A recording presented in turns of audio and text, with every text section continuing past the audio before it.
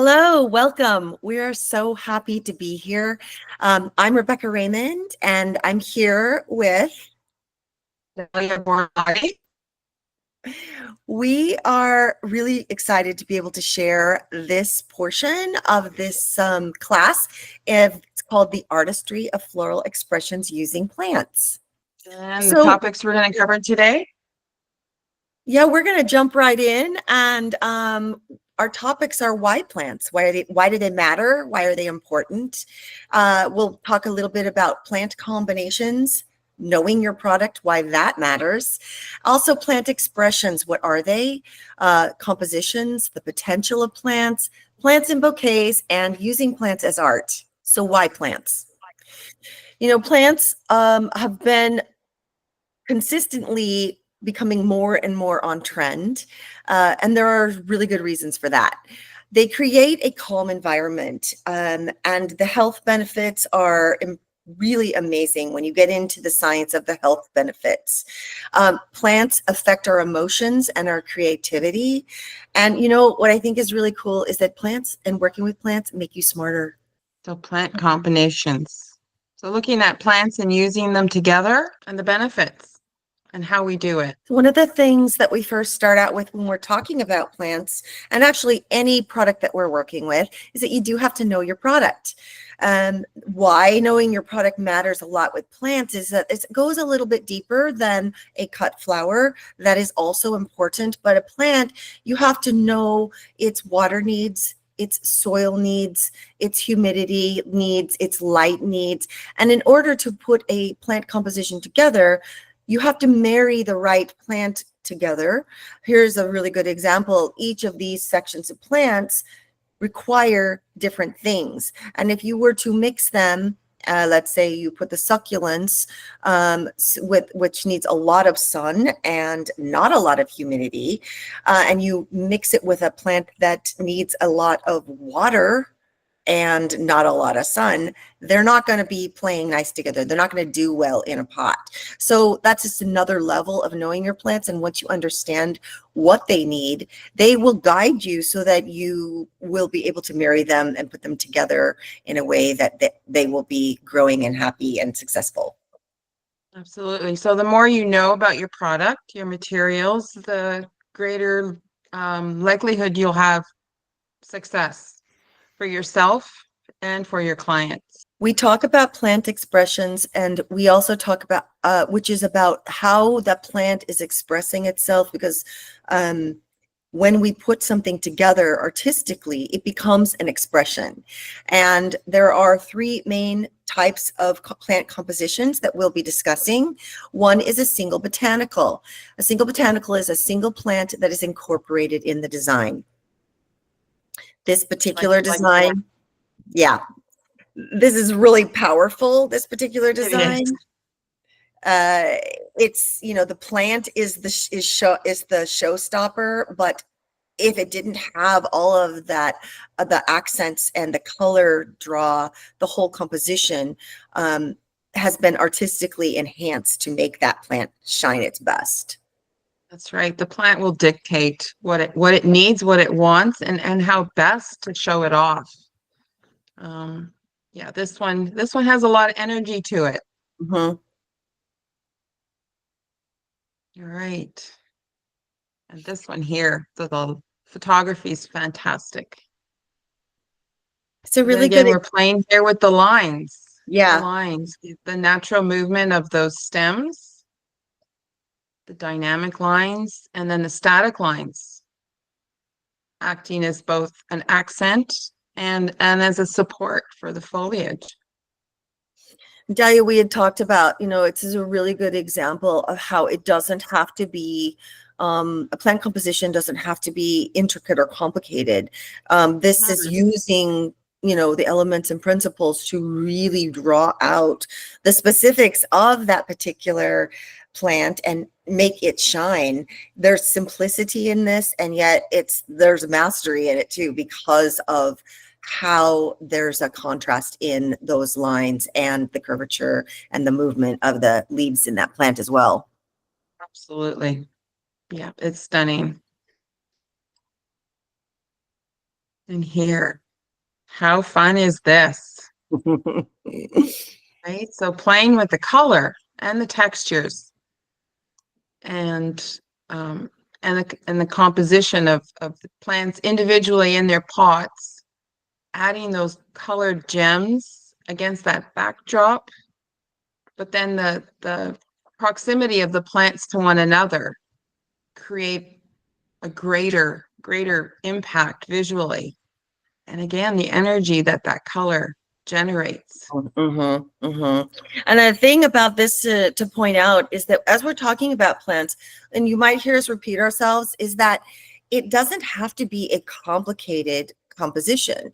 I mean, this is so creative, using color to really draw the eye, and also doing the collection of individual plants to create an entire visual impact just with the accents of the different beads and the lights and the color and the whole package. Right, but as an expression and as a composition, these plants all require the same light, humidity, and water. So again, it acts as one composition and can be treated as such. So again, you're setting yourself and your clients up for success if you were to install this. I love this example, and it's why I love it is it's genius in its simplicity. Some of the things that we're talking about, this is going to be, you can think about using the simplicity of the plant, and we've mentioned how the plants will tell you what they want, but also, there's something beautiful about taking a plant and enhancing it so that you can showcase it for any holiday. Right, it's knowing the greatest potential of each of these plants. Right, so we don't always need to embellish something to create a statement. Sometimes it's respecting what the plant will do naturally, and then just accenting its strengths. Right, the shiny foliage with the shiny pot, but the roughness of that pot. The texture in there. Right, the texture against that marble backdrop.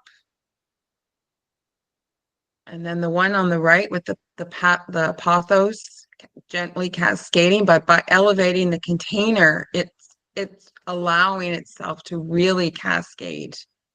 So we've got the elements of the wood and the glass and the marble, all these natural elements playing so nicely together.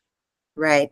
And that's a thing you can utilize those concepts. Like, how can I take what's a very common plant that you might have in your shop that you might be using and turn it into something really upscale just with some simple additions to enhance it. Yeah, and as we talked about earlier, it's taking something that can be, perceived as being ordinary and common, as you said, and making it extraordinary. Exactly. Right, and really showing off its strengths. This one, such a good example of using nature telling you what it wants. We talked about this, and in this particular plant composition is called a monobotanical, which means that there's multiples of the same botanical that is incorporated in the design. So there are two plants here in one design. What gives that power? The plant itself, we will repeat ourselves when we say, they will tell you. The plant, when you look at the plant, it will show you the color. It'll show you. But the genius of this is that the texture and the color of that shell is mirroring the underside of those of that plant. And then the lines that are like making the connection, the sticks with the gold, like that. Those lines make that connection and really, really give it some impact. Right. Absolutely. So visually and physically connecting the plant to the container, because the sticks actually make contact with the foliage. Yes. So it's a unified, powerful statement. And And it again, also, for corporate work, Mhm. this is fabulous for corporate work. Absolutely. It also creates, those lines create some transparency and interest. So that draws the eye in. And I always like to talk about when we're evaluating and looking at why something works. Like, imagine if that wasn't there, it would not have that powerful impact. And No. that's like when you're looking at something, trying to make a decision of how to make something work or how to enhance the expression of a composition. That is kind of a go-to when you're planning out what you're going to do to create that composition. It's using the transparency Mhm. um, so that there isn't so much negative space, because a negative, had those sticks not been there, it would have been negative space. It Mhm. wouldn't, like you said, had the impact, but also the perceived value. Right. So it's right. It's a way to use the elements and principles of design to create that wow factor. So the thing about this also, when we're working with orchids, we have had that discussion. It gives you a lot of options because orchids don't have to be in soil, and the support, the wire work that is supporting it is kind of mimicking nature. But I may have wondered, how can I showcase these orchids Mm-hmm. in a way that, would create something that my clients have never seen before, Mm-hmm. right? How can I Absolutely. make a statement with a plant that, again, is becoming more and more readily available to us, But then right? there's And this, so, it's right, exactly what we were another, talking about. right. It Knowing has, your knowing your product and what will thrive. it has the same, oh, it has an incredibly powerful impact because it's exactly what we were discussing with this, the concept of using the bulbs. People don't always think about the fact that bulbs do not have to be in soil. That is their support.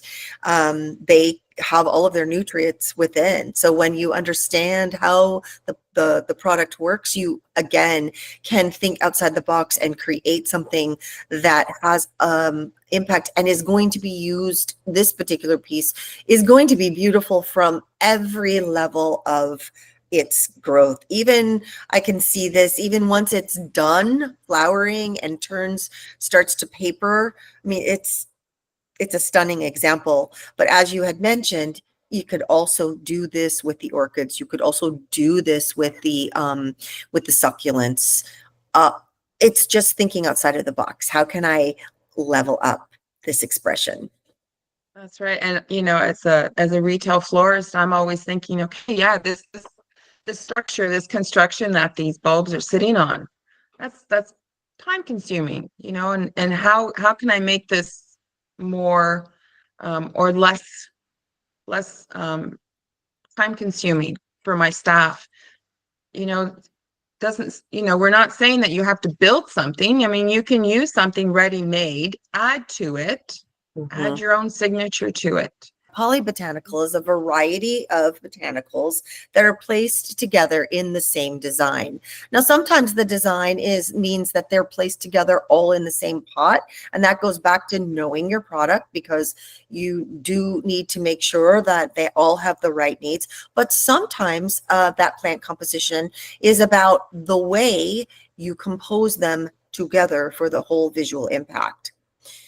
And then there's this. This is probably one of my favorite examples. I swoon when I see this. I mean, I I love them know. all, but this is just so powerful. We had Your discussed that. whole voice changes, Rebecca, whenever this photograph But pops up. and again, this particular piece, what is it? What besides this, the simplicity of it and the beauty of it is that this could be huge. You could do a table runner of like different sizes or all the same size. The variants are so vast. It can all be done. You can, coming into the holidays, it doesn't even matter if it's Christmas or Valentine's Day, Mother's Day, you can change this out. There could be like Christmas balls in the center. You can change the concept in so many ways, but it's a surefire win. It is an Absolutely. easy thing to repeat and do, and it can be a statement piece that you can make your own, and you can make them concepts of that ahead of time. I just think that there's so much power in the mastery of this piece. Right. And the beauty of it, and it's Absolutely. just, you can take an idea like this and turn it into your own style and do it in a million different ways. This is an example of plants, a composition that is put together where the plants and the texture of the actual, the way that they are put together is going to make the power statement. There's a lot of texture here.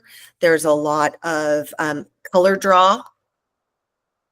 And this composition has to do with a little bit about not just the plants, but drawing the texture from the architecture into the pot.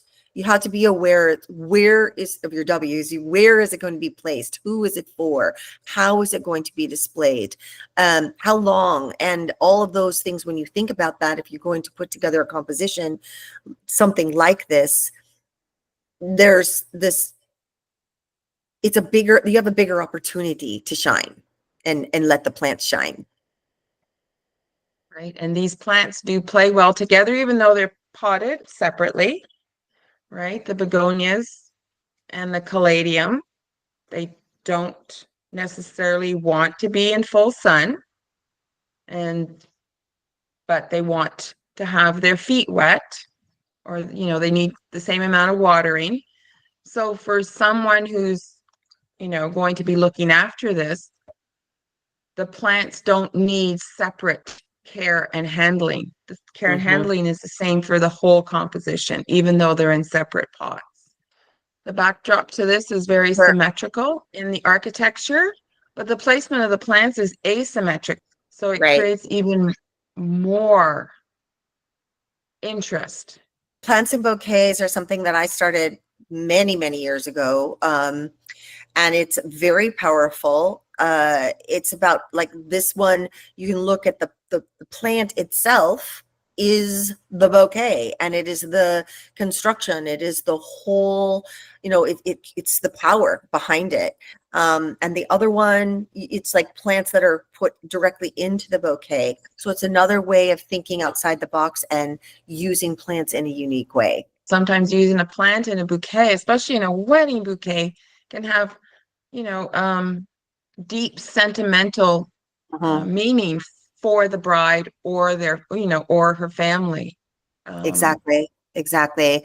So again, it's tailoring that bouquet and customizing it with such a high emotional value.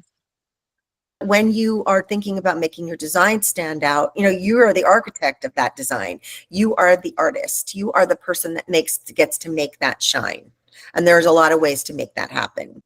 So this piece is an example of how you can mix fresh cut florals with your plant composition. The plant composition, the plants in the soil are accented with other fresh cut flowers, and that can be rotated, and the designs can change. That works really well with corporate work. So these are on water tubes. Those are, they're tubed. Right. And again, this is an excellent way to switch out color with the greatest visual impact. And it always is the first thing we see. And the nuances of color, of course, color is very emotional. We all have a personal relationship to color. Exactly. One of the things that we talked about, and when you're looking at a color wheel and you're deciphering, where and how you're going to highlight that, It's again, think about what is this for? What is going to be the impact? This happened to be for designed for Chinese New Year. And one of the things that we discussed in looking at this piece is all of the different nuances of color. The plant will tell you what it wants. And there's a little secret to this particular piece, which we talked about, is that the Phalaenopsis has this wonderful little touch of that red, orange, purple in there in its throat, and it's like kind of the very thing, that little tiny bit is the thing that really ties the rest of that red together.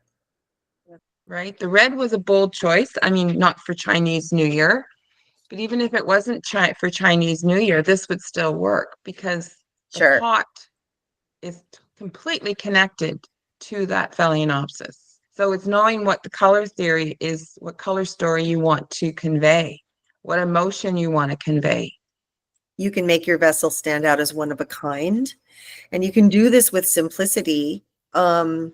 This particular piece is very masterful in that there's a very definitive contrast going on here of the man-made, very formed, shiny vessel, the vase there, that, and then the wires, which is woven in to tie it all together.